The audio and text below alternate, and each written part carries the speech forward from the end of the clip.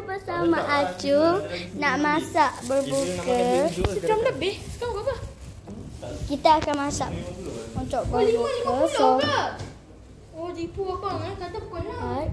Kan dah 48. Alam Panah kata pukul 6. So kita orang tengah tunggu jap.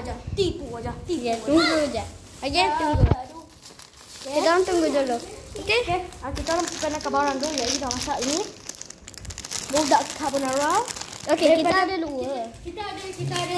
Kita ada pertandingan memasak antara Izzah dengan Ifah dan Ifah dan Bebek. So, Bebek tak pandai masak. Ifah pandai masak. apa? Korang kumpulan. Okey. So, kita orang Ifah pandai. tahu sikit. lah, korang berdua masak ni, kita orang akan masak dalam. Okey. So, kita akan masak dan daripada kumpulan kami, kita orang dah beli seaweed dan kita orang dah beli meat. Okey. Tunggu dulu ya. Bye. Tunggu dulu ya.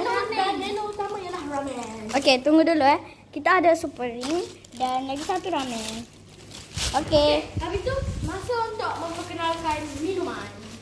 Okey, minuman kita orang ialah ya. This. Walaupun kecil tapi dia bermanfaat. Ni. Ni saya punya. Saya punya ada dekat dalam peti. Mana kalpis? Tu. Kalpis soda. Okey, tu kalpis. Itu ayam go. Okey.